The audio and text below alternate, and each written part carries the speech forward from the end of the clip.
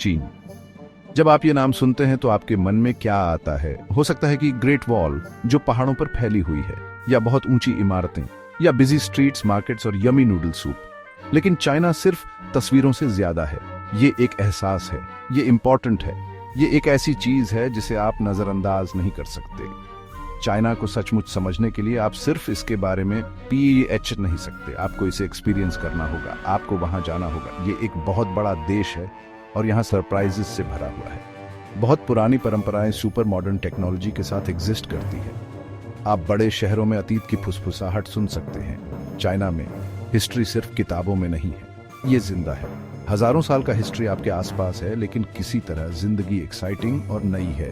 China को समझने के लिए आपको एक्सप्लोरिंग करने और सब कुछ न जानने के साथ ठीक रहना होगा। आप जो सोचते हैं उसे भूल जाइए और नई चीजों के लिए ओपन रहिए। यही हम करने जा रहे हैं। हम चाइना के हार्ट की ट्रिप पर जा रहे हैं। रेडी गेट सेट, ये एक अमेजिंग एडवेंचर होने वाला है। चाइना की कहानी बहुत लंबी है, जैसे हजारों साल पुरानी कहानी। कहानी का हर हिस्सा एक अलग डायनेस्टी है, एक किंगडम की तरह। वो राइज एंड फॉल होते हैं, लेकिन अपना मार्क छोड़ जाते हैं। पहले एम्परर से लेकर आखिरी तक एम्परर्स बहुत पावरफुल थे। फॉरबिडन सिटी की इमेजिन करो, एम्परर का घर।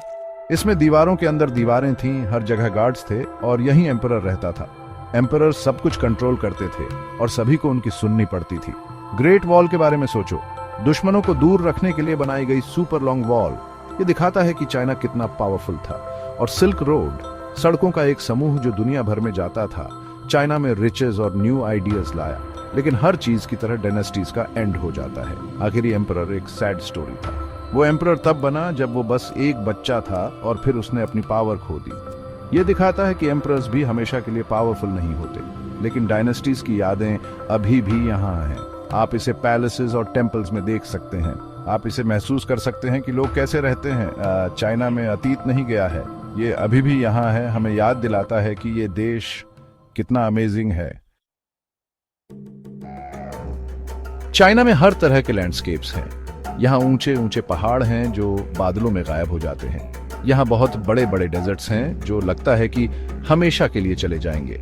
यहाँ ऐसे प्लेन्स भी हैं जहाँ लोग बहुत लंबे समय से रह रहे हैं। और फिर सिटीज हैं, लोगों से भरे जायंट सिटीज। शंघाई एक मॉडर्न सिटी है जहाँ ऊंची और पुरानी इमारतें भी हैं। बीजिंग वो जगह है जहाँ गवर्नमेंट है। यहाँ नई इमारतों के साथ ओल्ड टेम्पल्स और पैलेसेस हैं। लेकिन सिटीज में भी आप नेचर पा सकते हैं।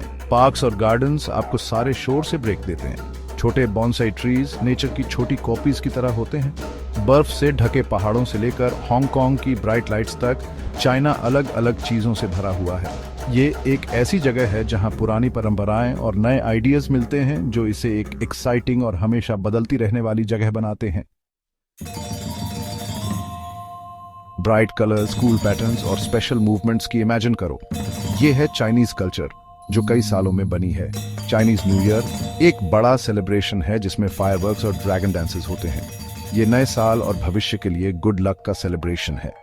मिड ऑटम फेस्टिवल के लिए फैमिलीज एक साथ आते हैं ताकि चांद देख सकें और मून केक्स खा सकें।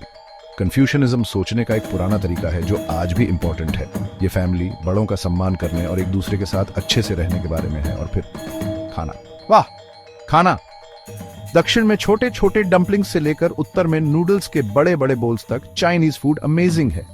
खाना सिर्फ खाने के बारे में नहीं है, ये फैमिली ट्रेडिशन और एक साथ खाना शेयर करने के बारे में है। लेकिन चाइनीज कल्चर हर जगह एक जैसी नहीं होती है। अलग अलग जगहों पर बोलने के अलग अलग तरीके हैं, अलग अलग परंपराएं हैं और अलग अलग खाना है। यही चीज चाइना को इतना इंटरेस्टिंग बनाती है। आप ट्रैवल कर सकते हैं और ऐसा महसूस कर सकते हैं कि आप हर बार एक बिल्कुल नई जगह पर हैं।